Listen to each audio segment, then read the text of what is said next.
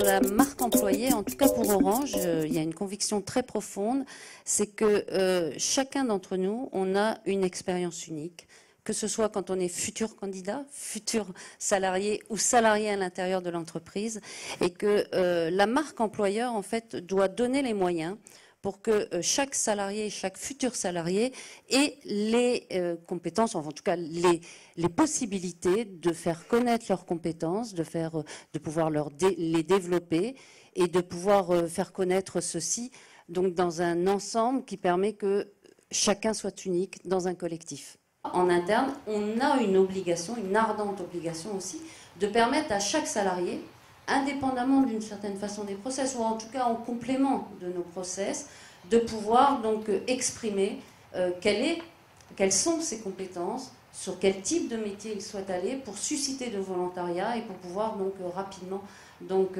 être présent sur les métiers dont les clients auront besoin dans les années à venir. Voilà. J'ai déjà parlé d'Orange Jobs, hein, donc ça c'est un outil aujourd'hui donc accessible à l'ensemble des personnes qui veulent connaître toutes nos offres d'emploi dans le monde. Donc c'est accessible aussi par mobile. Hein, donc, voilà. Donc, je pense notamment donc bien sûr au réseau social Plaza, donc, avec aujourd'hui donc un réseau extrêmement dynamique à l'intérieur de l'entreprise Orange. Hein, c'est plus de 38 000 collaborateurs.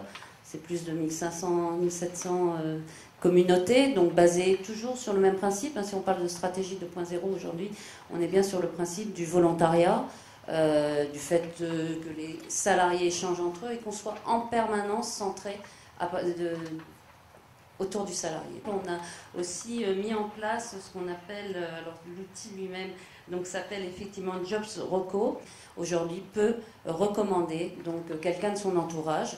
Donc c'est votre entourage à des talents et donc qui permet aussi en permanence de pouvoir donc avoir un accès de l'ensemble des salariés à susciter les bonnes candidatures. On a proposé donc un e-learning à l'ensemble des salariés pour qu'ils puissent se former eux-mêmes à la démarche d'entretien individuel. On a développé donc avec Cyrielle un outil qui s'appelle Mon Itinéraire, qui a eu le prix NetExplo Change de cette année. C'est un outil en libre service.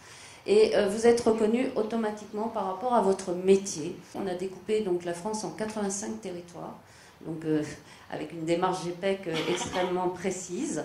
Et puis donc vous voyez, vous êtes reconnu là directement, là le petit technicien, et on vous propose le petit bonhomme là, et on vous propose sur ce bassin d'emploi. Donc là on est en Paris Première Couronne, tous les métiers qui existent sur cette région, et toujours avec cette logique de dire ce n'est pas non plus l'outil qui doit faire la réflexion sur le parcours professionnel. Donc il y a bien une approche qui est humaine et donc on donne notamment toutes les coordonnées de ce qu'on appelle les oranges à venir. Chez nous, c'est des conseillers qui sont dédiés région par région donc, et qui permettent d'accompagner ensuite le parcours du salarié. On donne aussi toutes les activités qui existent. Vous avez le nombre de salariés, on montre l'évolution quantitative de nos activités, donc bassin GPEC par bassin GPEC. Et quand vous allez à l'intérieur de chaque bâtiment, vous avez l'ensemble des métiers qui sont exercés. Donc en fait, le but, par rapport à cette plateforme en libre service, a été vraiment de partager toutes les informations, y compris des informations, je veux dire, plus sensibles vis-à-vis des partenaires sociaux. Et puis un autre point qui pour moi est très important, c'est que cet outil aussi, il a été mis dans une logique de dynamique. C'est-à-dire que je vais voir un métier et après, de nouveau, j'ai toutes les possibilités une fois que je suis sur ce métier. C'est-à-dire que je donne de la visibilité avec cet outil-là, donc également sur le métier d'après. Et donc ça permet finalement que les informations soient partagées, que le salarié soit maître aussi de son parcours. En fait, le but, c'est de pouvoir faire concilier à chaque fois donc, ces lieux d'échange qui sont formels, comme l'entretien individuel. Le but, c'est de pouvoir faire concilier aussi ces lieux d'expression informels.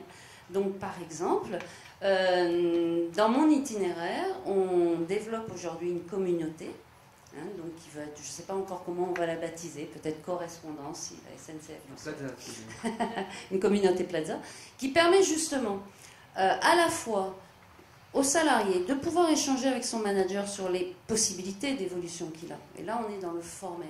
Et puis qui permet aussi, en fonction des informations auxquelles il a accès, son manager aussi, de pouvoir aussi discuter entre salariés, donc de permettre donc, un échange qui soit informel. Et tout le but, me semble-t-il, c'est de ne pas opposer des espaces dits formels, où il y a la hiérarchie, où on valide un certain nombre d'informations.